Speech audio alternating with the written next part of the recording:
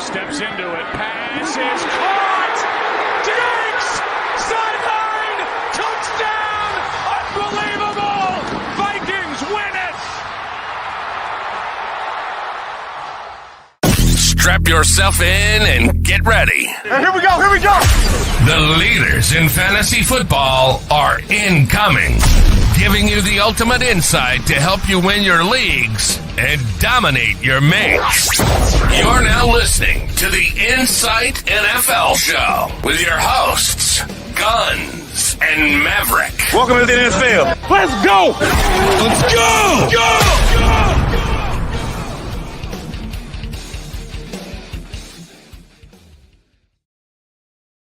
Alrighty, and welcome back to another episode of the Insight NFL podcast.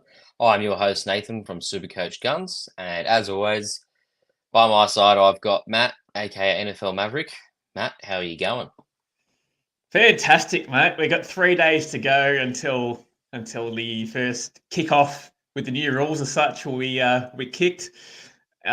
I'm pumped. I think the audience around us is pumped as well. I think this year's got a lot of hype going into the season. So fantasy wise and as an NFL perspective as well. So, mate, up and about. Yeah, it's looking good. We've got a lot of young prospects coming through. The league's starting to get a bit more even. Of course, you've still got one or two teams that are rebuilding, and obviously the Chiefs are well above everyone else. But yeah, it's exciting times to be an NFL fan, and all kicks off this Friday. How good. Yeah, mate, pumped. It's a good game too. I mean, Kansas and Baltimore to start it off. That's pretty much as good as you can get, really, isn't it? Absolutely. And speaking of as good as you can get, first comment off the board. Jeez. Flattering. I'm a bit nervous about Denny. I'm a bit nervous about Benny. I reckon he'd do some cheeky little faps off air. Watch a few post episodes and go, oh shit, I need to get amongst it. But good on him. He's a good support for us, so I love the man. Yeah, it's very good. Thank you, Benny. Well, let's get straight into the news. And look, I couldn't fully remember if we covered it last week or not. I don't think we did, but Brandon Ayuk re-signed with the 49ers on a 4-year, $120 million deal. That pretty much means that George Pickens, wide receiver one season in Pittsburgh, is a go. There's nothing holding him back other than the mediocre quarterback play, but he had bad quarterback play last year and was still pretty good. Imagine what he's like in his third year with at least some sort of decent quarterback play. Like it's not terrible, it's just not great. That's the thing. Yeah, I was actually really surprised that Ayuk took so long to sign. Now, if you saw the recent news going into, I guess, the last few weeks, was that he didn't actually get any extra money at all. His holdout was pretty much pointless, which is interesting because if you hold out, you probably want to get more money by holding out. So he's had no training camp at all. I've sort of been avoiding him like the plague in any draft that I've had so far, but I think it'll take him a few weeks to get going. But yeah, you're right, mate. George Pickens is going to the moon. Yeah, particularly when his ADP is pretty much held firm this whole preseason for George Pickens. It's even dipped a little bit at times as well with the Ayuk rumors. But yeah, I'm all in at that 60-ish ADP, which we'll get to later on in the show. Next bit of news here. Obviously, Jamar Chase is holding out. What's the latest in that situation? Well, I saw a report today where he was wanting one penny more than Justin Jefferson. Yeah, I don't know if that was true or not, but I'm rolling with it. And if that's the case, that is so petty. But so good too. Yeah, but he's just going to grow up. I love it. I think he's probably worth the same amount as Jefferson, in my opinion. He's just as good. He probably is. So don't get me wrong. But look, I've drafted him in one league myself, and I sort of hope that he doesn't sign a new contract. but still plays because that's he's got a chip on his shoulder. Then Yeah, I mean, like for Chase, right? As long as he's playing, he's always going to be in the top 5 wide receivers, right? As long as he's healthy. So this I'm a bit nervous news, though. I'm a you bit reckon? nervous. I'm a bit nervous. Yeah. Suppose we did I think see who was it last year? It was the Chris Jones from the Chiefs. He held out week 1, didn't he? Yeah, I don't think these holdouts work. I think they're sort of, well, they do Wait. work. Obviously, you eventually end up getting paid, but it doesn't always translate well to fantasy scores. So, No. he hasn't had much of a training camp. He's been present, but Yeah, he's hasn't done been. much. What is it? What's the term? Hold in. Yeah, do little individual workouts on the sideline. Nothing really too physical at all. So yeah, look, one to watch, and I hope he does play. He's a talent to watch, and as I said, he's going in first rounds in pretty much every single league that you're involved in. So yeah, Yeah. Now I believe this.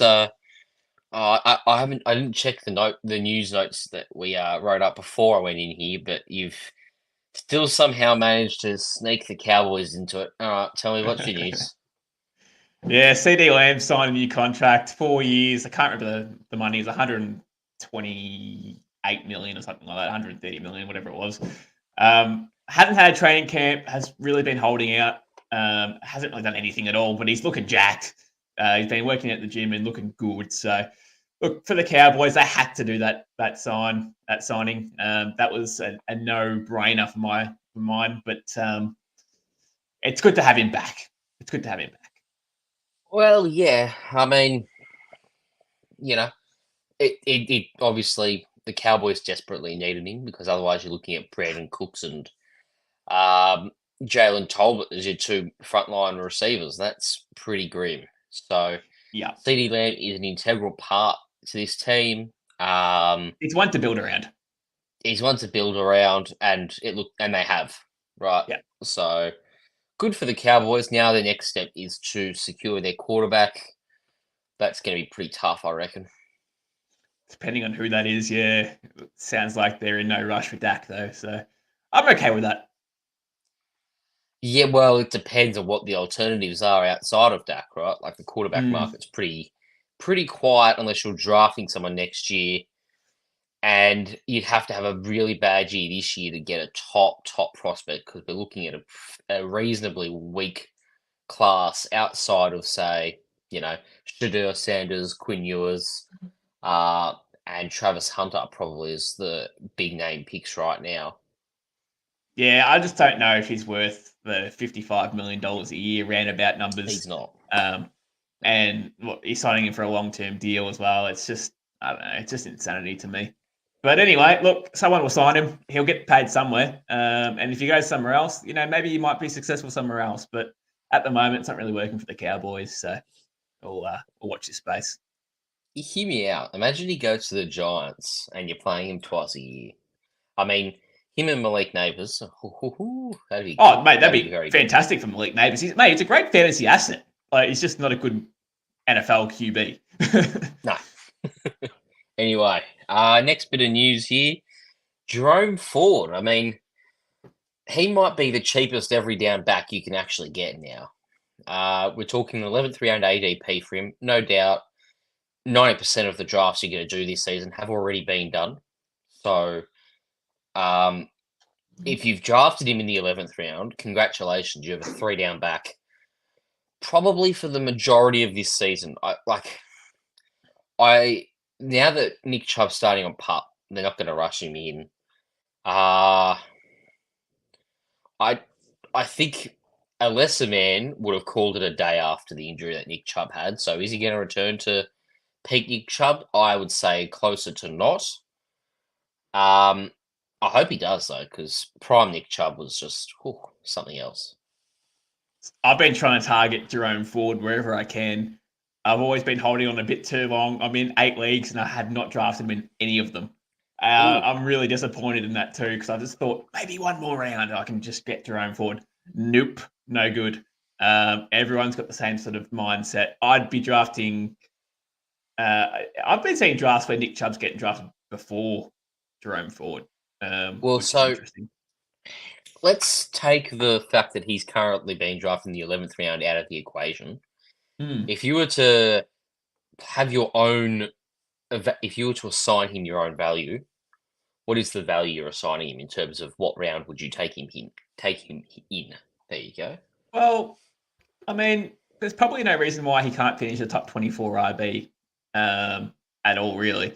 So I've got Charlie here in the chat, who's actually drafted both Chubb and Ford. So it's not a bad strategy. I mean, you can always just put Chubb there on the IR and see what happens, but it's best of both worlds. But you don't want it to be a point where it becomes a committee and you can't start either of them. Yeah, and I could see it end up. Look, I could see it end up being that way potentially. But obviously, I'd much rather take the plunge on old mate Jerome Ford. However, we did see last year he wasn't really capable of handling an every down workload. Yet he No. still did. Yeah. Yeah, he And he still still did, finished. and he's doing it again now. So Yeah. I mean, where did he finish last year? Let's have a look. He finished as the whilst RB whilst you look 16. that up, 16. Okay, so that's actually very solid for fantasy. Yeah. But Yeah. he just wasn't good in the NFL. Yeah. And if you're drafting him later on, then I don't know. Who cares? Well, so I'd be probably taking him in the 8th round now. Like, Yeah. I'm willing to go that high because again, Nick Chubb. I mean, like, it's a grim injury. Like, have a look at this. For you NRL buffs, you all know NRL physio. He's a gun. So 25 loss of 25% in production, right? That's pretty bad, particularly Oh, when yeah. he's not a pass catcher. He's a pure power back. Also needs he also thrived off his explosiveness straight up the gut. Like he's going to lose a lot of that.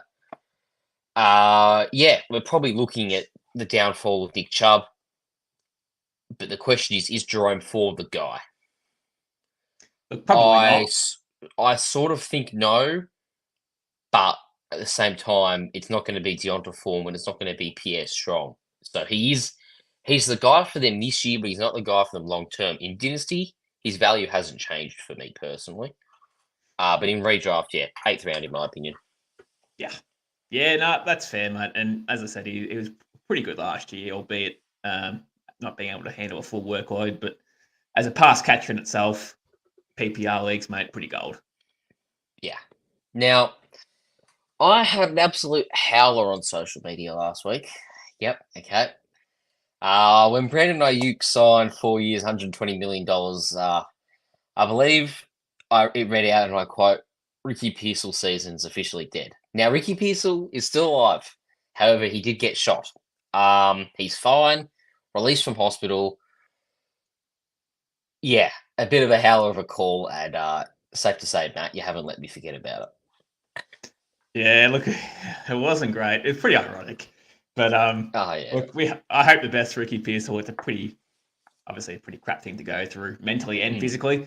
You're going out in public, Union Square, pretty popular joint in San Fran. It's pretty much the shopping district as well, and you're shopping for a Rolex and you get shot. I saw some reports going through the last couple of days saying that once he did get shot and the ambos arrived and stuff like that, he was sort of obviously in a lot of shock and asking if he'd survive, and they sort of reassured him that he would. So luckily it wasn't on his heart; it was on his other side of his heart, which is probably a good thing. But Yeah. he never wanted to be shot, so I think he'll be done for the year, unfortunately. But hopefully he can recover and come back next year and look pretty strong. Well, yeah. So I can't remember how long it took Brian Robinson to come back from being shot. But that'll be a social media update if I can figure that out. But yeah, I think you could probably write off Ricky Pearsall for this year or close to it. He might set on the field, but he won't be at full pelt, right? Yeah. I've already been getting trade offers for Ricky Pearsall. So someone tried to I don't know what's the right word. Disgrace me by offering a 2025 fourth round pick for Oh, Ricky Pearsall yuck. when I Yeah, just no, drafted him in the second round this year. that's I just basically taking the piss. I told him where they could stick it, but Yeah, uh, yeah. you know, anyway, he wasn't a big fan of that idea. I don't think. Oh, fuck him. Yeah, that's exactly right. Now our next bit of news: Hollywood Brown out of week one. It's a bit of a cruel blow for the Chiefs because you've got Rashee Rice who could be on the exempt list at any given moment, and then you've got the rookie Xavier Worthy. Obviously, first rounder, very good player, but it's less than ideal to throw him in there week one when he's very much a highlight reel style of player, or projects to be at the very least this season. Yeah, it is for sure. Look, I don't think Hollywood Brown will be too far off week one. He might be probably week two, week three. So he won't be too far away. But yeah, it could be Travis Kelsey season yet again.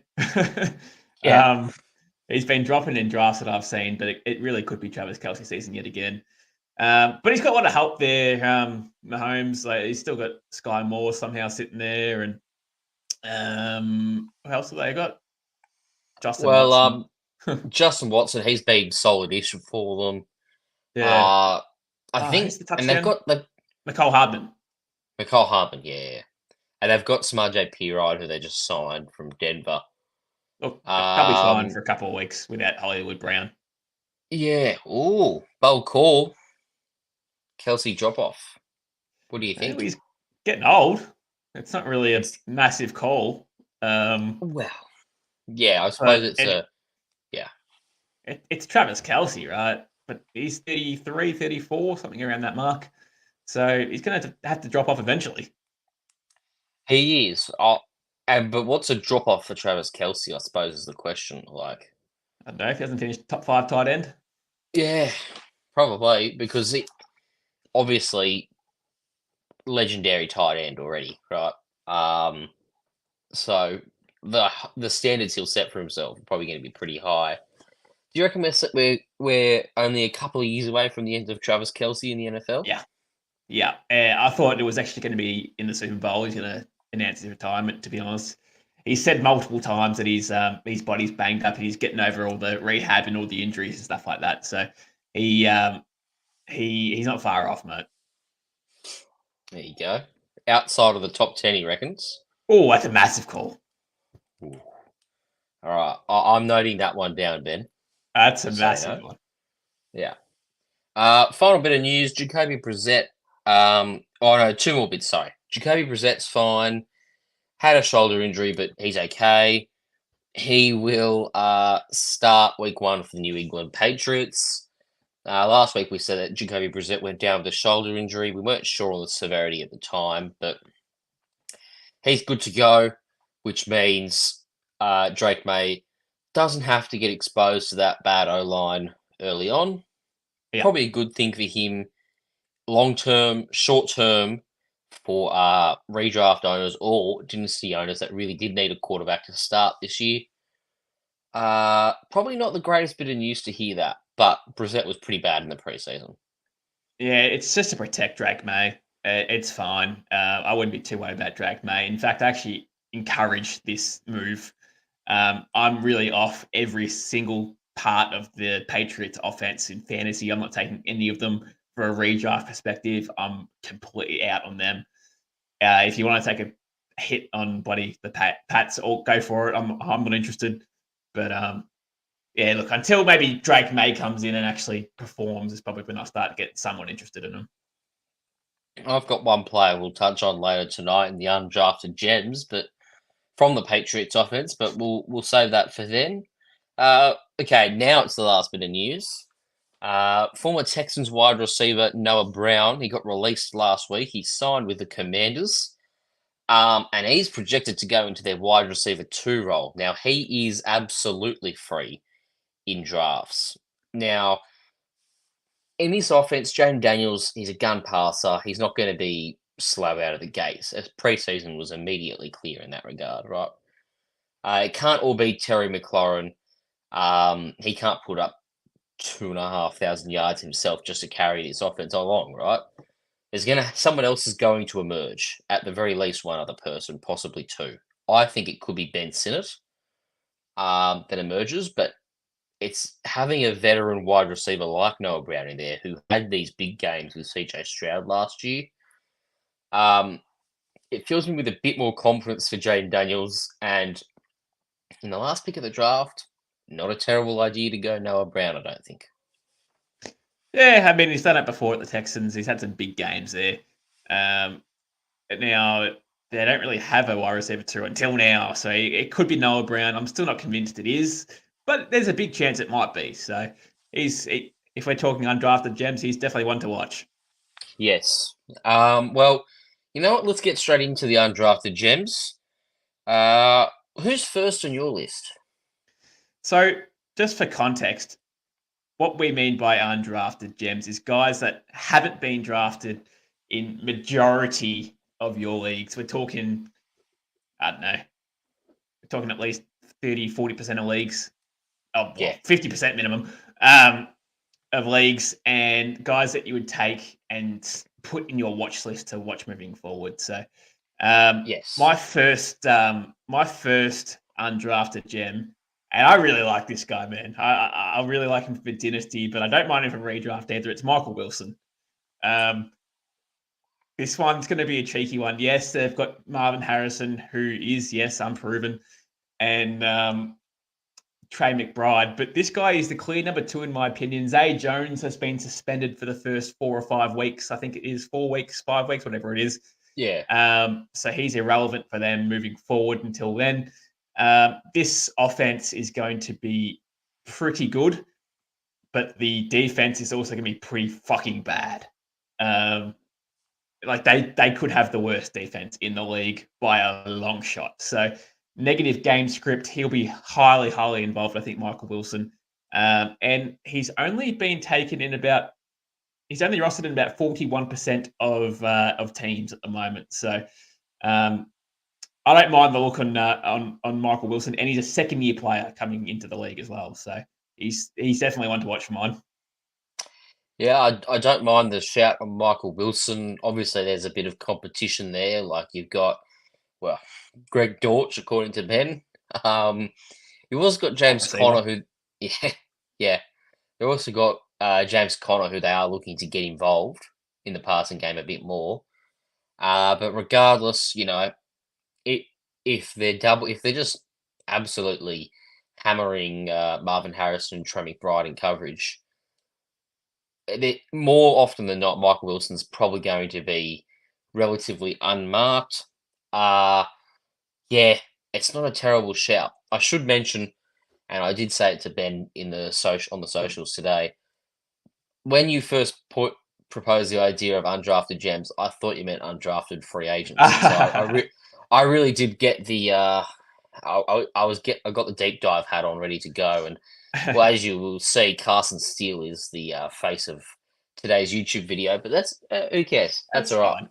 Yeah. Sorry, I lied to you as well, by the way, Guns. He's actually rostered in 19% of leagues. That's even worse. So 19%. Yeah, and he averaged 7 points per game last year, and he was a rookie. So he's definitely one to watch for mine, mate. Definitely one to watch. Yeah, I like it.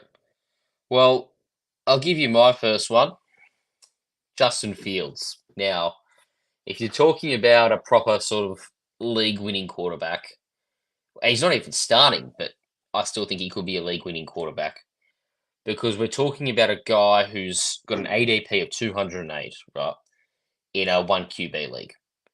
And he's currently the QB2 on the Steelers, but in the past, he's had these massive games where he's run all over the field. He still had a few passing touchdowns and reasonably solid passing numbers. But it's really the rushing upside I'm after. Like he's a Lamar Jackson, Anthony Richardson, Jaden Daniels level rusher. At least volume-wise, right?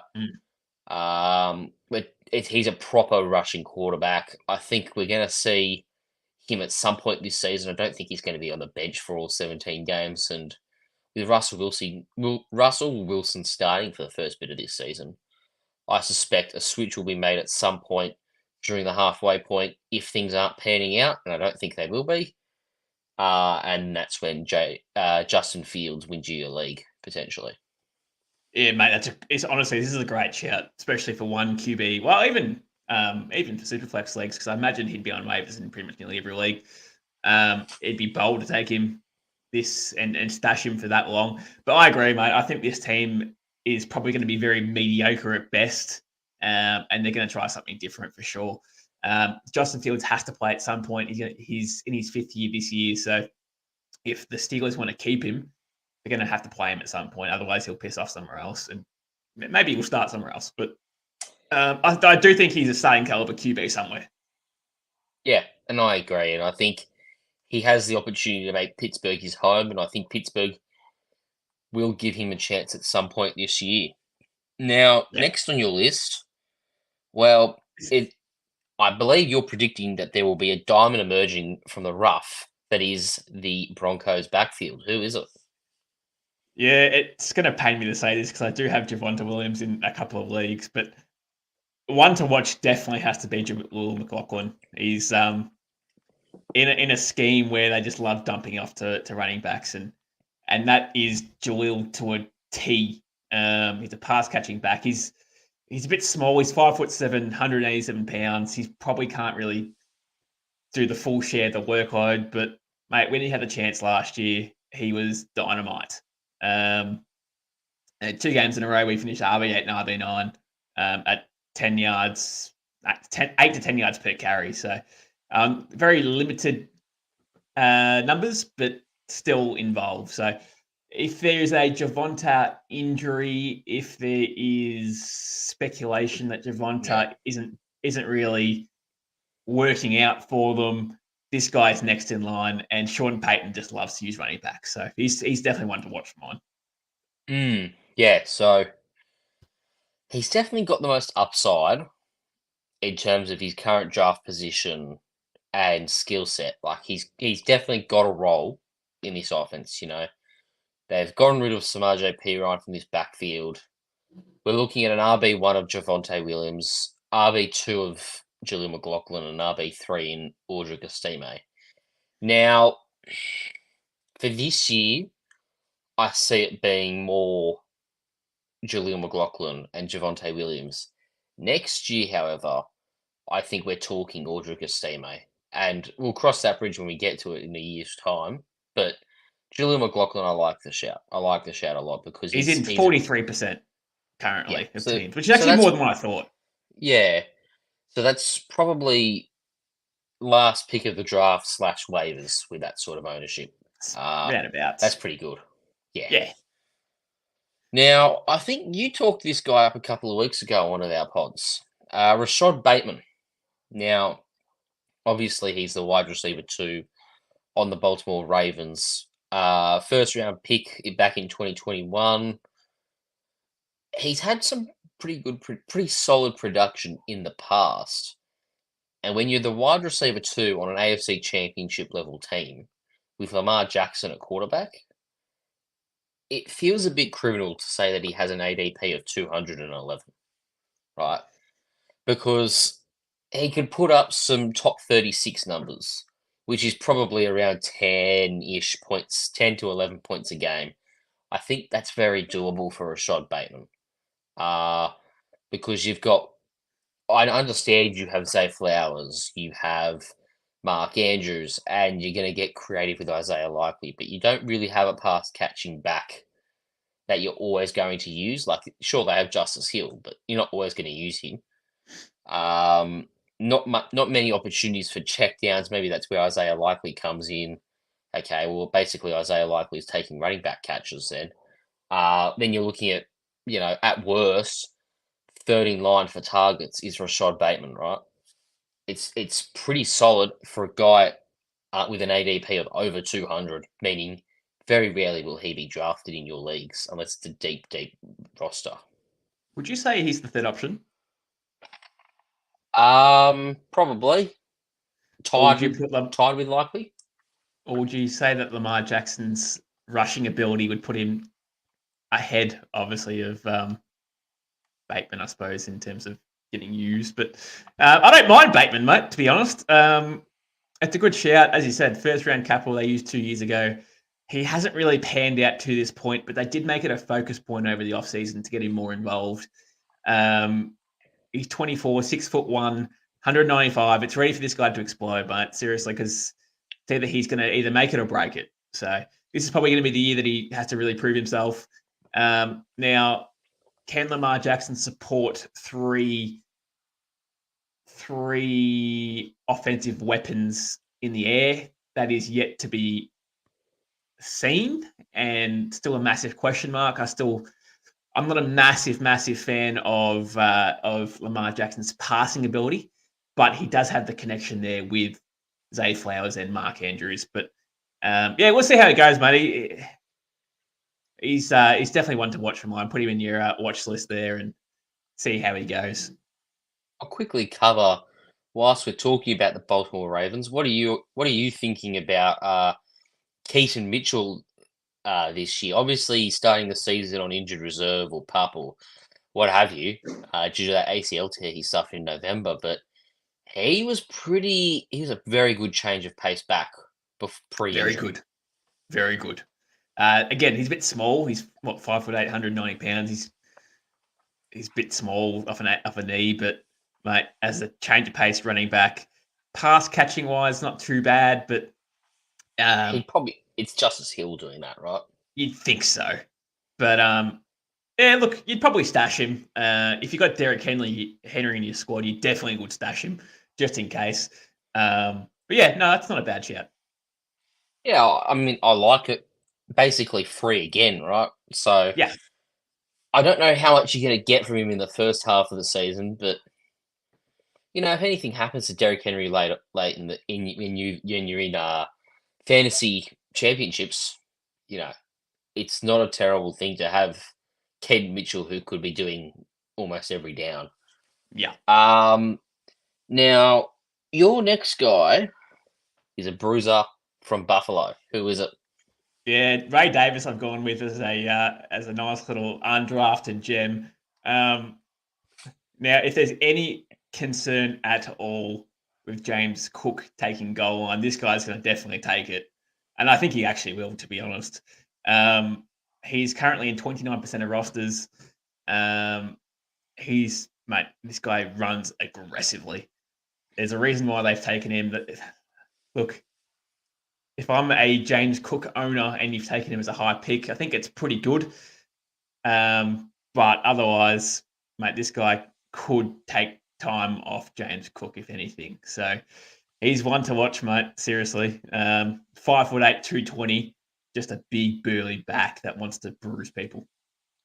Yeah. And we saw the success of Latavius Murray being used as a goal line back last year. I'll get the numbers up here on Latavius Murray, but that's a 32-year-old veteran running back, a 34-year-old veteran running back that they used, and I'm pretty sure off the top of my head he had double-digit touchdowns, rushing touchdowns. That's a load of crap. Never mind. It was Josh Allen who had double-digit rushing touchdowns. That's who it was. I knew someone did. They protect him more, do you reckon, Josh Allen? Stable number. I think it's just Josh Allen being Josh Allen. I don't know how many of those rushing touchdowns were designed runs. I think a fair few of them would have been scrambles, knowing Josh Allen. Look, mate, I honestly think Ray Davis, for such, if he is the goal line back, let's say for argument's sake that he is, and he scores, I don't know, that's 8 touchdowns for the year, right? Yeah. Which is a lot. But this offense should be pretty good, and it should move the ball, and he should have enough opportunity there to score touchdowns. But anything more that you get on him on the field, like if he gets first down carries, second down carries, whatever he gets, is just gold. So, mate, he's definitely one to watch for me. And if I'm a James Cook owner, I am snaffling this guy up straight away. Yeah, because anything happens to James Cook, Ray Davis is doing everything. Maybe not a great deal of pass catching, but that's not what his skill set is. He's a proper bruiser. Think along the lines of a Derrick Henry, Nick Chubb play style. Proper power back who can handle a big workload.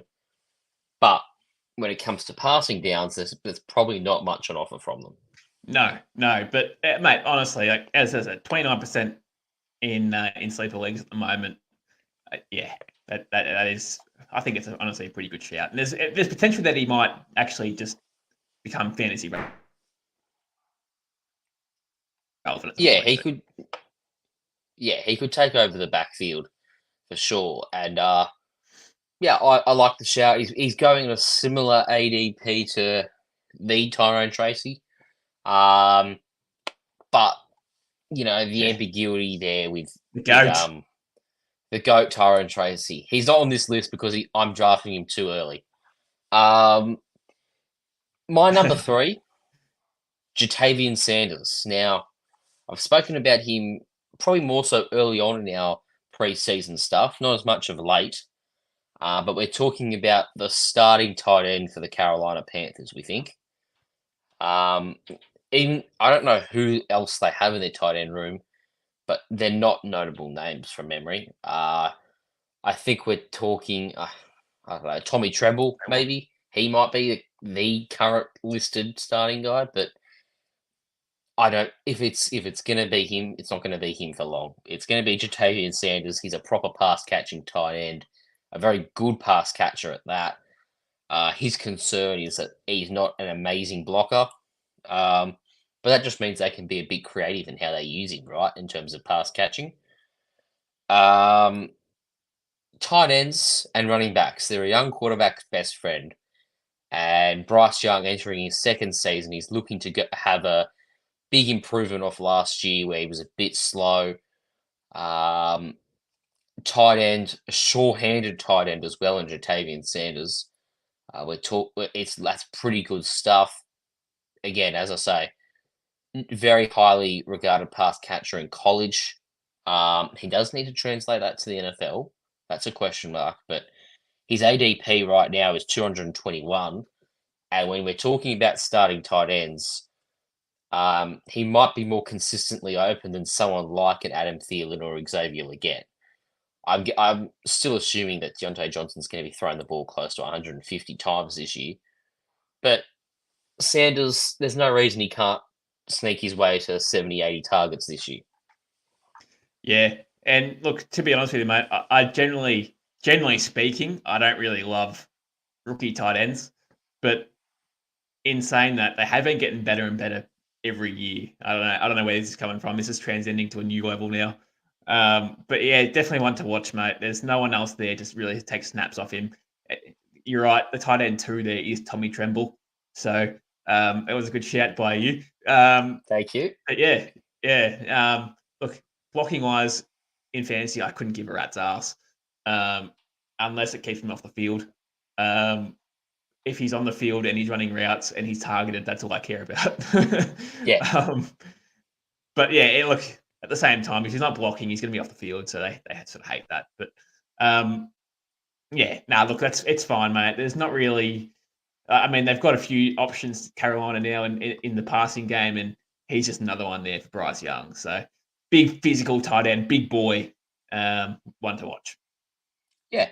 And then your fourth guy on this list, we are talking about what I would call the RB1B in Minnesota. Yeah, I've looked in a couple of leagues so far today to actually sort of fact check this, and he's actually lost in 49% of leagues, which is pretty interesting. But the guy's Ty Chandler. Now, I don't really believe in Aaron Jones this year staying healthy for the whole year. I don't mind Aaron Jones early. I don't mind Aaron Jones for the first, when I say early, I say the first 4 or 5 weeks. He's 29. He's injury prone. He hasn't stayed healthy for a while.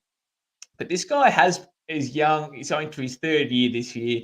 He came back last year. Well, sorry, he came into the offense last year and absolutely dominated, might I add. So he pretty much took Madison out of a job.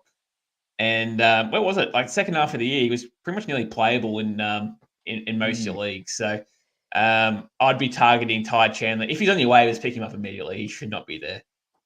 He had some big games last year, didn't he? Like, Yeah. I know when they decided enough was enough of Alexander Madison and they fully turned to Ty Chandler, he handled the full workload with aplomb. Like, he was really good. Yeah, and look, Um, mate, he's 5'11", 204 pounds, so it's not like he's a smaller back that can't really take on the full workload. So, but he as I can. said, Yeah. Aaron Jones ain't going to be healthy, mate, for a whole year. No. And if you're an Aaron Jones drafter, getting Ty Chandler is massive for your team structure because, if one goes down injured, the other's doing everything. That's the beauty about having a two-man backfield is that if you roster both, you'll have the 1A who you'll always start. And if the 1A or the 1B misses time, you've got a high-end RB1. Mate, I'm shocked that he's rostered in 49% of leagues. I actually thought that'd be in the 60s to 70s, depending on how many rounds people play, if they play shorter leagues or anything like that. But that should really be a lot higher, that number, in my opinion. People are sleeping quite a bit on Ty Chandler. Another guy that a lot of people are sleeping on, mainly because of the additions they made in the draft, the Giants, but Wan'Dale Robinson. So obviously you've got Malik Neighbors there. He's the wide receiver one. I get he hasn't played a snap in the NFL yet properly, in regular season games at the very least. But that doesn't change my mind. He's their wide receiver one through and through. The tight ends aren't noted pass catchers. Obviously, you've got Tyrone Tracy. You might have a few catches a game, but again, nothing serious in terms of pass catching volume overall. Then you've got Darius Slade and Wan'Dale Robinson. Right, you can't just throw the ball to Malik Neighbors 12 times a game, although they will probably try to. He'll be double teamed a lot, and you're going to have to find different ways of moving down the field. In comes Wan'Dale Robinson in his third year. Obviously, first year had an ACL tear early on in his career. First year was a write-off. Most of last year was a write-off, but he showed some flashes in games last year that he can be a starting caliber wide receiver at this level.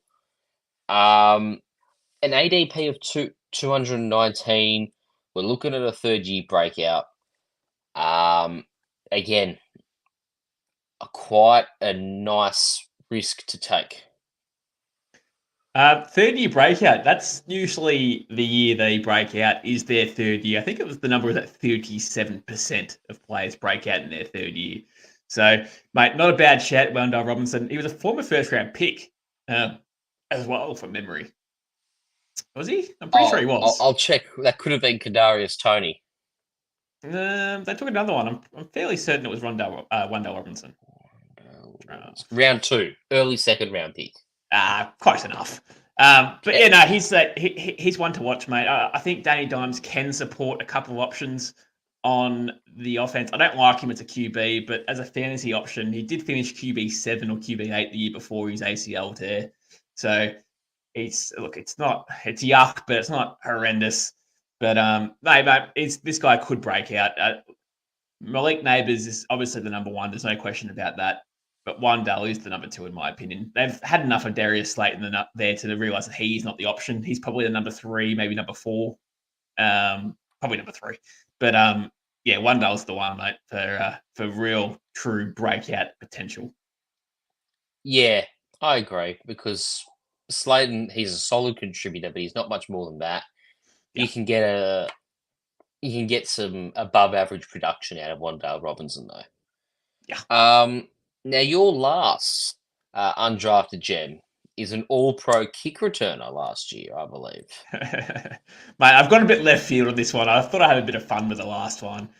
But this guy, seriously, all shit aside, he's definitely one to watch. Marvin Mims Jr. He plays for the Denver Broncos. In my opinion, he comes into Denver as the number 2 receiver. I think he surpasses Josh Reynolds. I don't really think Josh Reynolds is the number 2, in my opinion. It's sort of a whatever. And I'm not really 100% certain that Cortland Sutton's the guy. Look, he's fine. Is he the alpha number one? Probably not. He's 28 now. He's getting on in age. Marvin Mims is 22. Speedster. New QB Bo Nix has already connected on a touchdown in the preseason so far already. So he had a very, very impressive training camp. So rostered in 12% of teams, mate. I'd be watching him very, very closely because if he breaks out in week one, you watch that number go up. Oh yeah, it will go up. Everyone's always very overreaction in week one. Yeah, on Marvin Mims, like, and I won't. I'll go this direction. If you're in a league that has points for kick returns and punt returns, Marvin Mims is gold because you're talking about someone who will be a starting wide receiver. I think he'll be in their top three for sure, possibly their second, but definitely in their top three. And obviously, he's a high level kick returner as he went to the Pro Bowl last year. So if you're thinking about going with or if you're in a kick return, punt return, point scoring league, Marvin Mims is a great get. But back to redraft, pre-stock standard leagues we're talking here. He's not a bad shout as a late pickup or a waiver wire guy to stash right now, you know. Look, I doubt he'll get yeah. drafted in many leagues, mate, to be honest with you. But he's one of those put in your watch list and watch him work sort of the first couple of weeks because I think at some point this guy will take that next level in his career. He has to. He's a second year wide receiver. I think if we're talking about year three breakout candidates, year two is at about 25% chances of breaking out. So not a bad shout, mate. And look, just watch him because it's a whole new offense with Bo Nix. Alrighty. Well, speaking of all new offenses, the final undrafted gem of the night.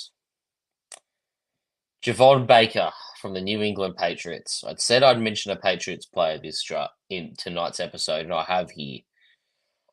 He's got massive breakout potential. Big sleeper in the most recent draft. I think he was a late pick. I can't remember what he was. I thought he was a fifth round. I think it was fourth round or fifth round pick. Yeah.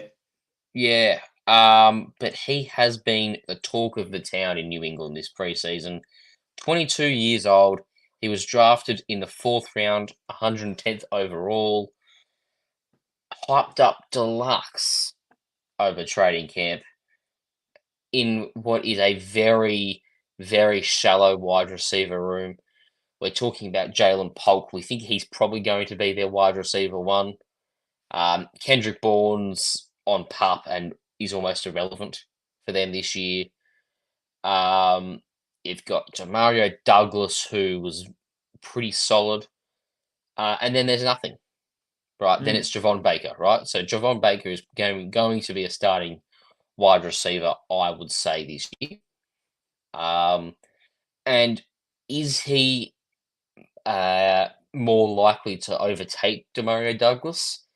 Seemingly, yes. Seemingly, it's Jalen Polk and Javon Baker that have been the main guys of the Patriots this preseason in their wide receiver room. We're talking about a 228 ADP, so very rarely is he being drafted unless you're in a dynasty league, in which case his ADP probably skyrockets. It might be not half of that, but it would be in the 140 sort of thing, right? I'm a big fan of Javon Baker, and I'm looking to get him where I can.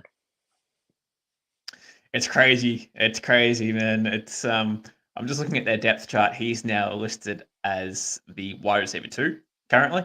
That's beautiful. Now, Demario Douglas is number 1. Javon Baker's number 2. KJ Osborne has got number 3 somehow. I don't know if this is official or non-official, but I'm running with it. Now, the biggest question mark for me is this New England Patriots fantasy. Can they provide anything for us fantasy players? Just anything. They have to give us something at some point. Now, the offensive line's just so bad, so that's going to be a struggle. But their defense is okay. They're going to give them short fields to work with at times. They're going to give them opportunity to score. So if you're going to throw a dart, Javon Baker's probably the dart you throw towards. If you don't, it's probably Jalen Polk. It's probably the other dart you throw to. But, mate, this whole offense is just full of dart throws. One's going to stick. Yeah. But, what's the cheapest dart throw you can make? Javon Baker, right? Yeah. I think he's got the lowest ADP. Maybe Marvin Mims does, but he'll have either the lowest or the second lowest ADP out of all the guys we mentioned tonight.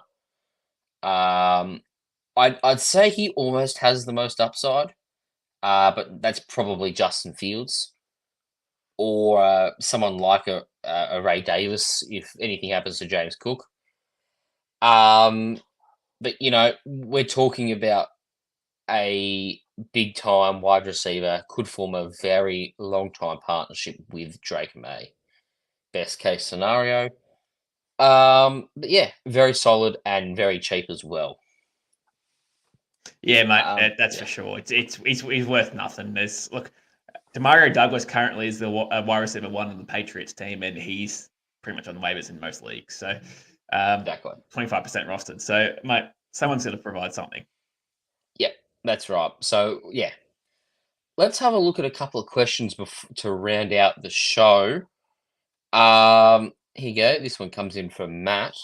What do you think about adding Marshawn Lloyd or Jordan Mason? I have Josh Jacobs. Well, it depends on how many players you've got in your bench, or how many bench spots you have, I should say, rather, in my opinion. If you've got something like 8 or 9, I think you take the handcuff in Marshawn Lloyd. But if you're in a shallower league, Jordan Mason feels like the play to me personally. Look, again, it depends on who you're going to get rid of to sign one of these guys. If it doesn't really mean much to you, Marshawn Lloyd has to be the first one picked for the handcuff reason. Matt LaFleur usually loves using not a committee style back, but he likes using a few to get going. Yeah, he's never been a full bell cow for Josh Jacobs. So as much as I like Jacobs this year, and I really do like him, new offense, not much competition, I would pick up Marshawn Lloyd. They reckon he might play week 1. So yeah, I would definitely pick him up over Mason. But Mason, I'm pretty high on Mason too, man. Mason's a pretty damn good runner. I think it was the Cowboys last year he killed. Was he on the Cowboys last year? No, he was on the Niners. Oh, he played the Cowboys. Yeah, and absolutely destroyed them. I'm going to quickly bring up that game. In the meantime, I'll say this. I think Jordan Mason's probably the most valuable handcuff in fantasy football, though, because the guy is backing up. The name is Christian McCaffrey, and if anything happens there, where you've got Elijah Mitchell out for the season, Isaac Guerendo's been he's been injured all of this training camp, barring the last week. And even then, he hasn't shown much. Jordan Mason, however, has been a standout in their training camp. So, yeah, we've just got confirmation it's 6 bench spots. In my opinion, I'm taking Jordan Mason, but you're taking Marshawn Lloyd. So there you go. At least you got some a clear answer. There you go. That should make it easier for you. Yeah, that'll make it easier. Yeah. Final question here. Any thoughts on Joe Mixon? Now, I think I saw a stat the other day. In 7 years he's been in the NFL, he has 5 top 13 finishes. That's quite remarkable for someone who constantly gets slept on. I've been sleeping on him in every single draft possible. I haven't drafted him once. I'm in 8 drafts. I haven't taken him once. And it's probably more because I think it's going to be a very pass-heavy offense with CJ Stroud and their 3 weapons. And I think Mixon's getting on a bit in age. But look, he's still going to be a solid pick. They're still going to have to run the ball eventually. And Mixon, he's got Akers and Damian Pierce in the house. And I don't think they're going to take much work off him, to be quite honest with you. So, mate, Joe Mixon is getting slept on around the league. So he just is. But it is a new offense, new offensive coordinator for him. That's probably my concern. And he's 28. It's probably my other concern too. So I'll pose this to you. For the 7 years in his career, for at least the last few years, he's been on one of the more pass-heavy offenses in the league, right? We're talking Jamar Chase, T. Higgins, Tyler Boyd. They were getting all these passes from Joe Burrow. it's almost a copy and paste offense that he's going into. They're going to have a similar passing volume. We're talking an ADP of around 50 to 60 for him. Obviously, I'm taking Kamara over him just because I'm going to have to die on that hill now. And there's the pass catching element as well, which I like. Not that Joe Mixon won't do it. It's just that Alvin Kamara will see more catches. That's just the fact of the matter, right? But yeah, I've got a couple of shares in Joe Mixon, and yeah, I'm pretty happy and pretty confident with it. Yeah, mate, fair enough. Look, it's fine. I just haven't drafted any in my leagues, and I'm not really too disappointed about it, to be quite honest with you. But look, he'll probably dominate. He'll probably be a consistent option for you in probably a high-end RB2. Yeah, I would say so. Well, that'll probably do us for the show today. Thank you to the Standard Squeeze, as always, for sponsoring the show. Matt, good to see you. And I suppose we're going to be back here on Thursday evening, ready to talk about the first week of NFL football. Yeah, mate, I'm keen as. We'll do a week 1 preview, and we'll probably do a start sit-em segment as well to go with it. The start sit-em's going to be very, very interesting. It's a week 1 little dart throw. We don't really know what's going to happen, but we sort of know what the defense is going to show us, and we'll try and make an educated pick for them. It's always hard. I sort of lean towards a lot of defenses being, up for the task. Really, I reckon it'll be a closer sort of scoreline for the vast majority of games week 1. So when I'm coming up with who I'd be starting and sitting over the week leading into this week 1 preview, I suppose, I'll be looking at it from the perspective of who's getting the most volume. Well, mate, I've just had a look at who's playing the Cardinals, and it's the Bills. So if that's going to be any sort of direction of where Josh I'm going to go, no, I'm thinking James Cook, start him. Ray Davis? He's just going to eat. This Cardinals defense is so bad. But yeah, anyway, mate, we'll keep that for Thursday. I'm keen as, mate. I'm seriously bulging at the fucking pants for the season to start. I haven't got much juice left thinking about it, but mate, bring it on. Well, there you go. That's good news for Ben, and that's a good way to end the show. Thanks for listening, and we will catch you on Thursday.